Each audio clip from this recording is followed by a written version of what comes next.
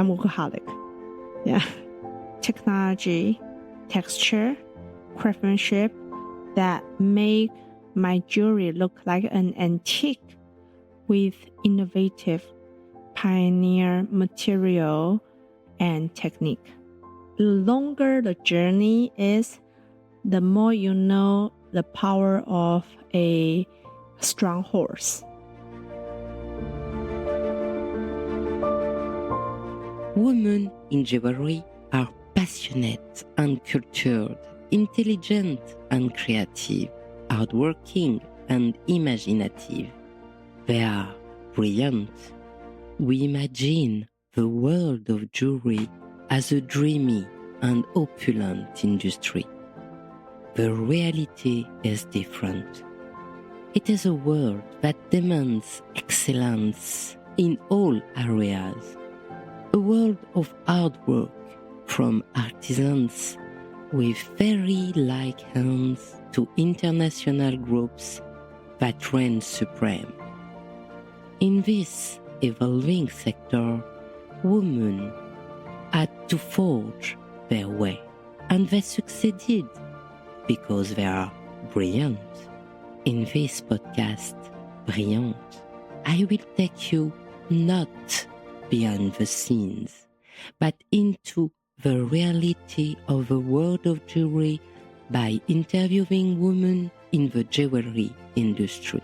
Each time, I ask them to give advice to young ladies who might be tempted by the world where the glitter of the shop windows hide the demand of the work and personal investment, so that the next generation can prepare to become brilliant.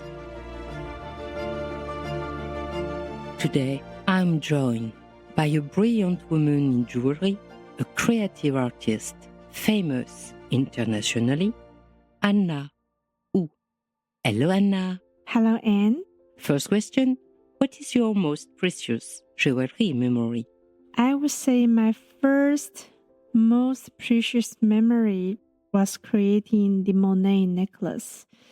I remember vividly I was standing in front of the jewelry garden as a exchange student from Parsons School of Design summer program. I was absolutely touched by the watery reflection of water lily that really make me understand why and how Monet created his beautiful impressionist painting.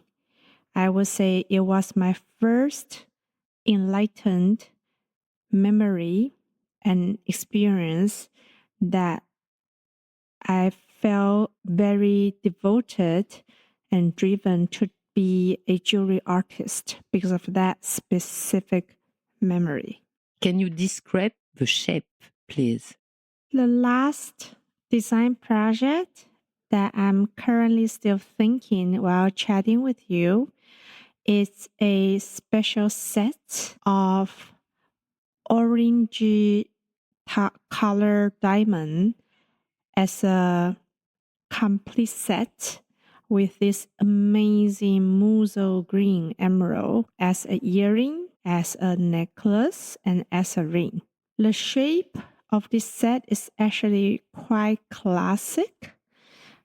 It's the special use of diamond that make me feel super passionate in the way, because in my 30 years of career, I rarely see any diamond that with an orangey tone. I have seen a lot of vivid yellow. So as a colorist, this experience has been totally unique to me. Can you describe the specificity of your craftsmanship? I am devoted to create antique looking with Chinese inspired cultural element with our 5,000 years of heritage from the Palace Museum, ink painting, to birds gouache, special oil touch texture. It's all very elegant and minimalist approach that you can see most of these work in Paris at the Museum of Guimet. What is very creative and original is, I would say nowadays, 99% of the jewelry artists are making special technology such as titanium or aluminum with super striking color. I am in contrast, inventing technology, texture, craftsmanship that make my jewelry look like an antique with innovative pioneer material and technique. The way you set stones is very impressive, with no visible sprung. It's one of your secret technical specialty. Can you tell us about it? Thank you for your incredible question because it goes into the technical aspect. I'm going to make it very straightforward and simple. Like the music theory, every single stone in my jewelry equal every single note in a musical composition. It can be a trio type of 3 notes together. It can be 5 notes together. It can be a scale 7 notes together. And it can also be categorized by the size. So for the size, that we can go with very small milli, 1 point, 10 point, or 1 carat. So for me, that's like the dynamic of the music, pianissimo, crescendo into louder voice. And then there's also, I dissect the composition into the shape. So it can be pear shape, it can be oval, it can be cushion, it can be monkeys. Then that's really like the twist and or the rhythm of the music. Sometimes you have 2 beats off, sometimes you have a legato. So I apply spontaneously musical composition into the actual small miniature jewelry piece with 360 degree of the curve and the turn. That it's not like a piece of painting or like a piece of design. It's multi-dimensional and really sophisticated. Yes.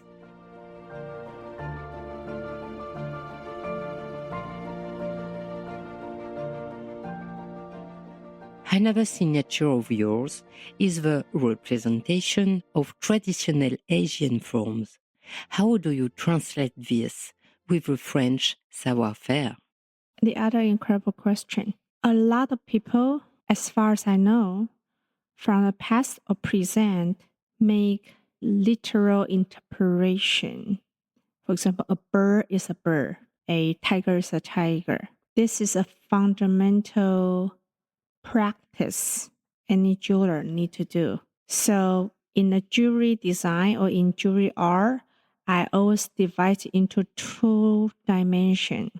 One is absolutely factual. So give an example, one of the pieces you will see, we replicate the exact petal of the orchid.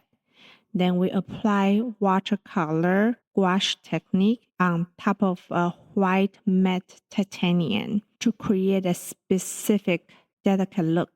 So that's the realistic approach. Then there's the other approach, which is the total abstract, whimsical approach. So if you go see one of my other pieces in the same display room, is the whimsical rhapsody of the orchid. Then the orchid is actually inspired by the feminist painter and artist O'Keeffe. O'Keeffe gave this interpretation of orchid in such an exotic way that has some kind of a seductive or even sexual kind of meaning, yet everything is under the table. It's unspoken. It's all about each person's imagination for their own interpretation. So I applied that kind of abstract approach to the other orchid brooch. So I specifically put one is exactly factual and one is exactly imaginary abstract as a contrast. And both of them, it doesn't really reflect to a specific French technique. What is a French technique? Give an example. A Van Cleef Arpels, invisible satin, and a mystery set. That's a specific French pattern, IP protected technique we highly respect. Given the other example, Cartier's Tutti Frutti necklace, a gemstone that came from India that is being ensemble in Paris. But it's not a French technique. It's actually an Indian-inspired approach done by French workshop. So my point is that my piece that I exhibit today is more of a tutti frutti kind of approach. It's made here, but it's not a specific fixed technique like invisible satin or like the zipper. So it could be quite complicated. My point is that the way I twist or I mix the element of Chinese and French in such an innovative way, all I could conclude is that it has never been done in the past. I'm doing it for the present. And I don't think anyone in the future can replicate because it's just so it's just very, very complicated. Where do you find your inspiration? My most inspiration came from where I came from. Chinese culture, Chinese art, Chinese antique, Chinese painting, either from Palace Museum or to Museum Guimei. That's a majority of my inspiration. There's the other inspiration. It came from my life experience. For example, I created this musical bracelet because I actually, even though I'm a Pisces, I'm not that good with swimming. I soaked into the Mediterranean Ocean. I saw the sea star. I was so stunned by the beauty and the colorful composition with God because only God can create such a beautiful creature. I got so involved that I don't know how to flow back to ocean. I felt I was almost drowned. And yet, such a vivid experience engraved into my head, my brain, that I create very interesting and unique musical bracelet 2 months after I recover from my, I would say, a little bit terrified experience. So I would say of my jewelry piece, I link to my personal life journey, and most of the time is unexpected. You did a recent collaboration with Joti et Broussard. How did this happen? Because with Jyoti, he's not Maison, he's just one of my jeweler who creates a black diamond in the back. I would say a real Maison such as Mrs. Moussaieff is more of a classic example. With Mrs. Moussaieff, it came back with a history. Back in 2017, we both exhibited at the Biennale. We were right next to each other. I pay attention to her booth and she paid attention to my creation, my jewelry collection. So it was after a few years, I think 3 years later, 2020, David Warren, who I worked together at Christie's, he became working with Mrs. Moussaieff. Then they were having a discussion, I suppose. Then I received a phone call.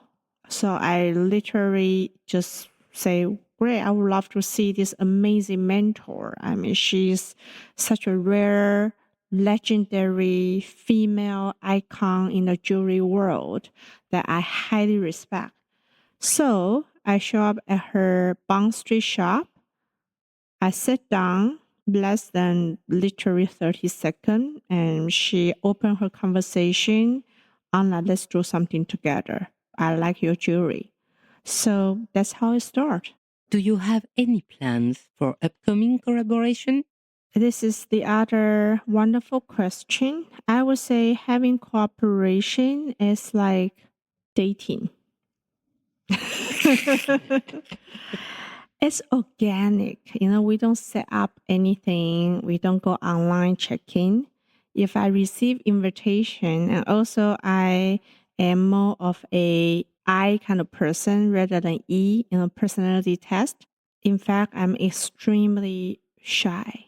I never go out and approach. So when I see someone so amazing, some mentor incredible like Mrs. Moussaieff, to invite me, I take it as a great honor. And for example, when my amazing dear friend, photographer Cindy Sherman, work with me on certain piece, I feel also very honored. For me to approach to anyone, it's not in my personal or professional experience. I never go out and approach. However, I have an open door and I welcome of talent, expert, and either jewelry related or fashion related. I like to experience something that it's not being made or being done before. So conclusion, I welcome all kind of talent to discuss. If they have any interesting idea, I'm here to listen.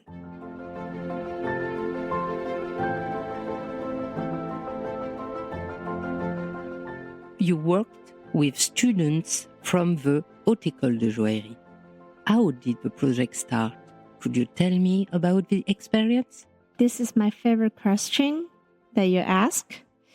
I feel like I go back to 20 years ago when I worked with the student of HEJ.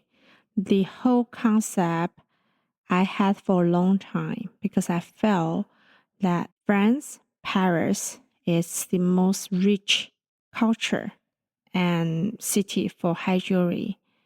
However, I have not yet seen anything that is being made with the Chinese deep down. Again, go back to what we discussed before, the inner spirit of the Chinese art. So I always felt it would be so amazing if I can share with the French students what is the four gentlemen about.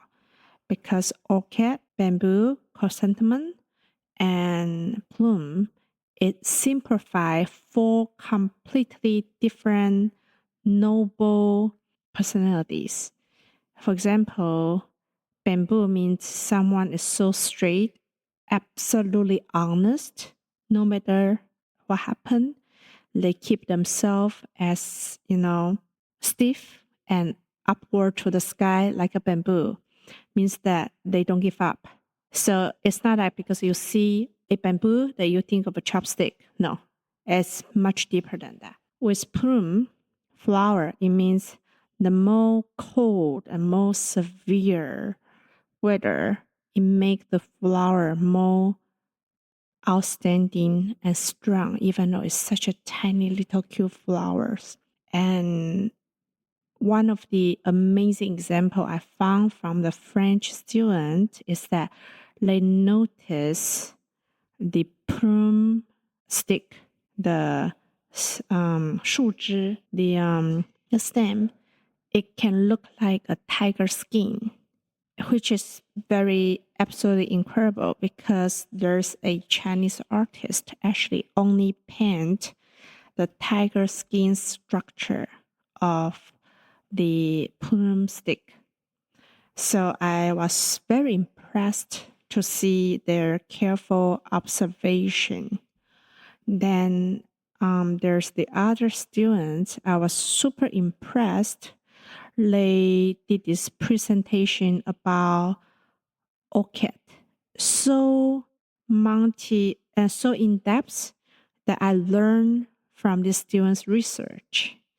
And so we exchange ideas. And I would say not just the top 3 prize winner, there are about 7 to 8 student work. The way they interpreted the Chinese four gentlemen are so unexpected that I would say if I give the same project to Asian, we are talking about Chinese, Korean, Japanese student who will learn about the four gentlemen since very young age, like 5 or 6 years old. It's completely different. Given the other example, the one of the orchid that I think is horizontal curve, Clement. At first, he gave so much texture. I felt, are you kidding me? This is impossible. Then within the second approach, he cut down 50% of the gemstone setting because I share with him less is more, just be realistic. Then the third attempt that his design is so pure and profound, and the way he created the curve of this horizontal line, it actually looked like a Chinese symbol of Ruyi.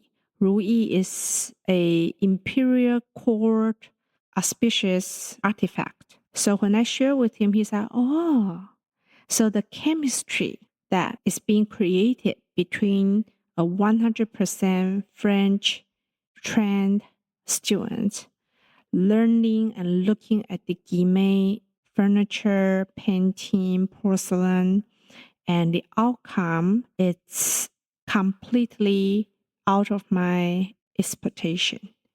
So I would say this experience give me even more drive to be spending more educational time into this cultural exchange project. And I will be more than happy and honored. Actually, I'm going to talk to Yannick, the president of Guimet Museum, I think mid-July, to continue this project, to turn the design into reality, and also go into the other theme, which is could be Dunhuang, or which could be, I think only the Dunhuang is going to be epic. So conclusion is that I feel my sense of mission.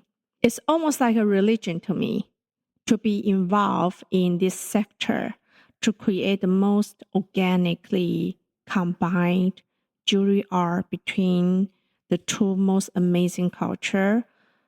I feel very sacred of what I do.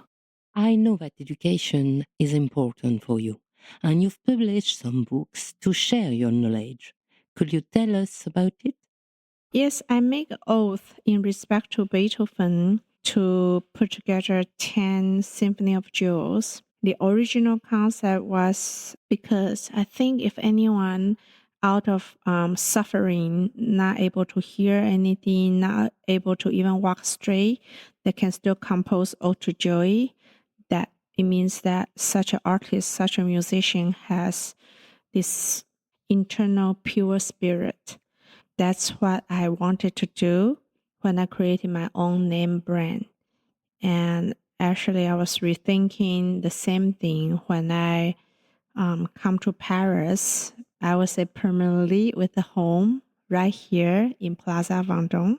I feel even more excited as if I was 18 years old, back to teenager energy to continue more books because I felt that if I can put together these 10 books of systematic collection, it can be a nice jewelry encyclopedia for the future students, for the future offspring to study an artist's path. Like the Picasso, that he has the pink period, he has a different time of his artistic research and journey.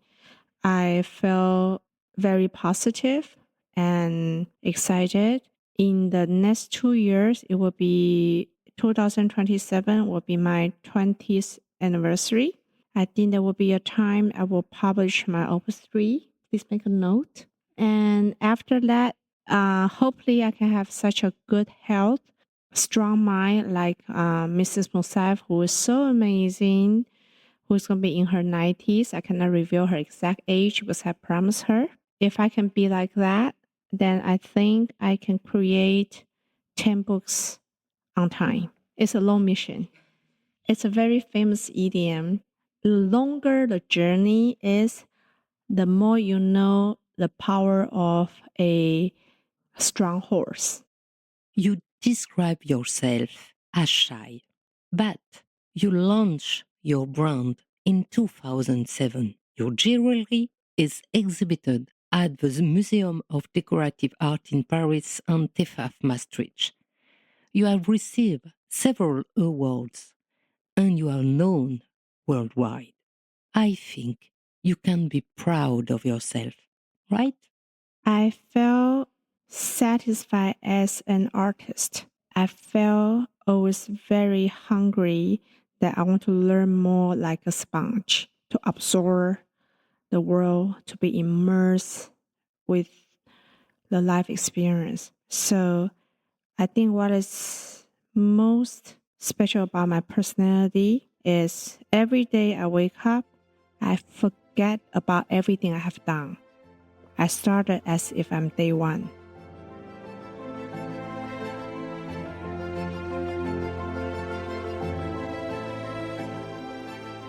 I have a question that is a little personal, but will help me to understand the woman you are. You were a cellist prodigy from the age of 5, but was forced to stop due to an injury at only 20 years old, which disrupted your career. Your parents were in the jewelry business but not makers, so you had to completely reinvent yourself. Do you consider yourself as a role model for women in jewelry? I'm more than happy to share my personal life experience with the young generation. I would not say I'm a role model of anyone because I feel I'm still at a position to learn, to experience, and to be more perfect. In fact, if there's any suffer in my life, I consistently suffer from my OCD symptom. It started with my childhood experience of wanting to be as amazing as Yo-Yo Ma, as a perfect technically achieved musician. Unfortunately, before I could achieve that, I hurt my shoulder, my left shoulder. So, however, I feel very thankful that due to my classical training, we learn how to fall down from mistake. We learn from to recover from failure. We learn from how to be alive again. We always say in the Chinese term, or like a finish, you have to be completely finished in order to gain your new life. I have experienced enough in my life that to be who I am right now. So I would say it is because my classical training that I learned how to survive through most difficult hostile situation, how to build my perseverance, how to be recover. I will use a terminology. I really think I'm like a diamond. It's a pure carbon. You can melt them and it can be reformed into a 58 facet, stone again, unbroken. I'm not a glass. It's not like you break, you have a scar. No, I can be completely having nothing. Actually, one of the reasons I never really reveal why I started my jewelry journey, it's actually because my father was being targeted by some kind of criminal game. They steal all my father's diamond in a traveling box. So just like any, since we now see or in the past see in the Place Vendôme, we suffer with enormous economical loss. And my mom, who is a tiger mom, actually is more of a glass kind of heart. I see how she just going through her dark period, being depressed, didn't know what to do, and just absolutely living in the dark. So I felt that maybe I should be like a Mulan, kind of helping daddy. So I jumped into this business. It's actually the timing between I got my tendonitis symptom a year after this robbery happened. So this 2 year, it really it was like a thunder shot, just put me into half. I still don't know how I got recovered, but I do believe the energy and the power for me to do what I do now is because I believe in sunshine and rainbow. I believe in special energy of gemstone. I believe in the positive piece of the good human being. I try to stay optimistic. Luckily, I never really have to see a therapist or take any pill, and I just kind of self-recover. So if there's anything I can suggest to the future, young artist, the designer, young woman, I think as a single woman of 3 children, all I could say is love your children and stay positive and never give up.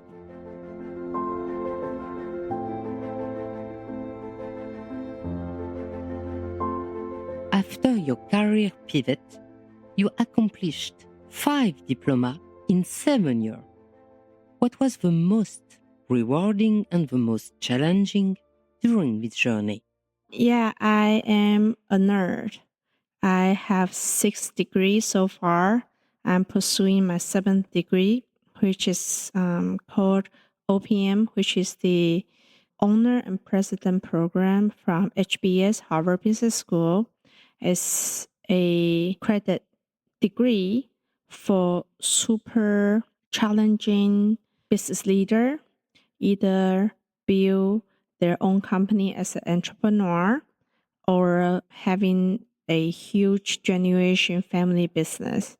I didn't have so much chance to learn about the financial side of jewelry because the closest degree I got was arts administration, one of my master degree.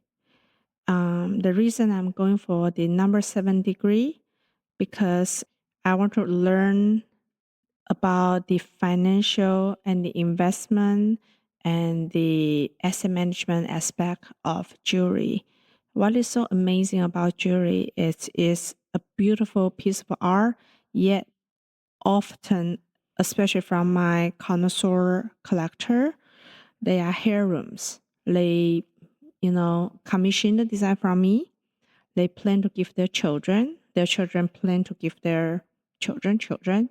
So it's the other way of expressing their love. So, and also due to the current situation in the world, so much is going on.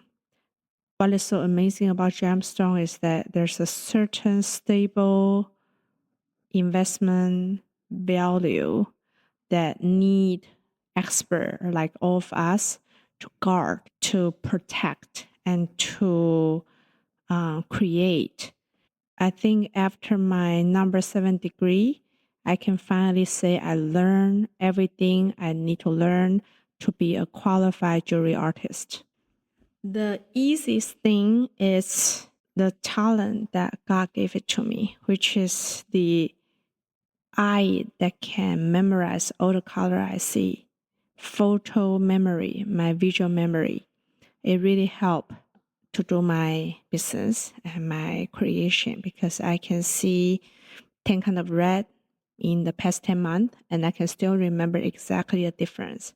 So that's a true talent. I feel very thankful. The most challenging thing is I really wish not to have 48 hours, but 70, I wish I can have each day triple or, 5 times more. So I can balance between work and family, to give all my time to my amazing children and to really while maintain my work schedule balanced. Already I don't take vacation. I don't like vacation.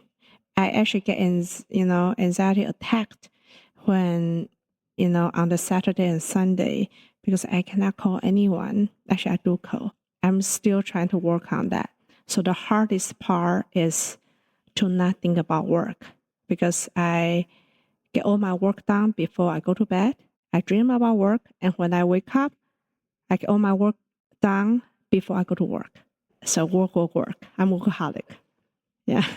You previously worked at traditional maisons like Christie's, Van Cleef & Arpels, and Harry Whiston.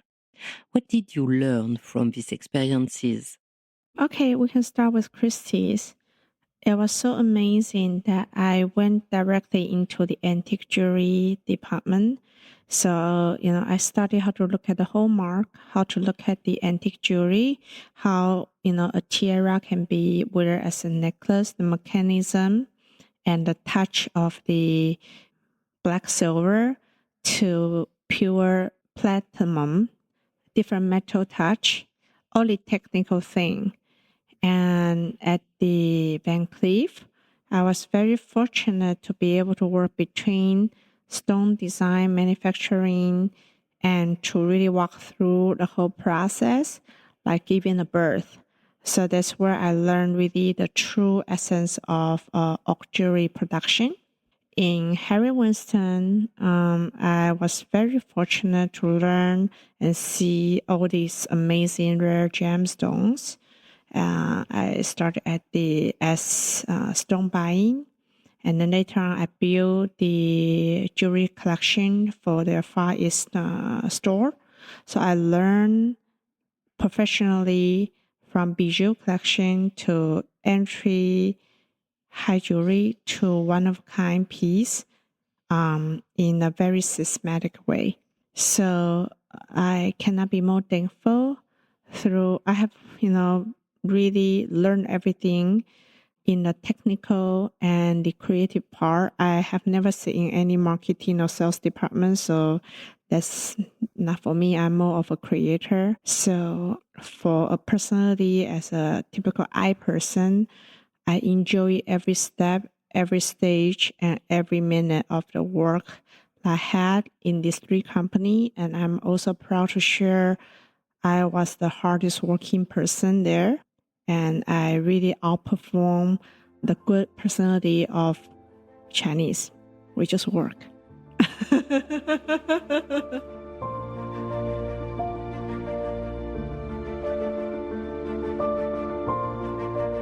There are not many women leading in jewelry companies. Do you think you will pass your maison on to your daughter? I also love this question. Unfortunately, as a mom, my daughter don't really listen to me. She already tell me, Mom, I'm your boss. So I think it's out of my control to have any expectation. My first son, I took him to Gym Geneva, show him all the gemstone. He replied to me saying, Mom, all of the stone looks so beautiful. For me, they all look blue. I cannot understand why a sapphire from Ceylon, a sapphire from Burma, and a sapphire from Kashmir has such a huge value difference. It's just all blue to me. And then my son told me, hey, listen, Mom, you are not very good with math. Just like I'm not very good with color. Why don't we just pursue our own interest? So he decided to go for hedge fund finance, and he's doing exceptionally well. So I'm a proud mom. For my first daughter, I even plan to have her take private lesson with my teacher, Dominique, to learn all the technical sketch skill for the jewelry, She is so magnificently talented. At age 14, she said, Mom, she's also a sweetheart. I fell for science. I like to be a STEM girl. So right now she's doing this extremely challenging biochemistry, engineering, science research program. And that's her interest. So I have my oldest daughter wanted to be a scientist. What do? Give my blessing and my love. The younger one, the little one, she's all about being herself. So to have a hopeful daughter is a bit unpredictable. She enjoys anything beautiful. I would say as an individual human being, we can only control and decide our own fate. We should not give any expectation to our loved ones, and we should always, encourage, but let them be who they want to be. What would you like us to wish you? Live forever. What advice do you have to share for young ladies who aspire to follow in your footsteps? I would say congratulations, welcome to hell, and don't give up. Thank you for this lovely discussion, Anna. Thank you, Anne.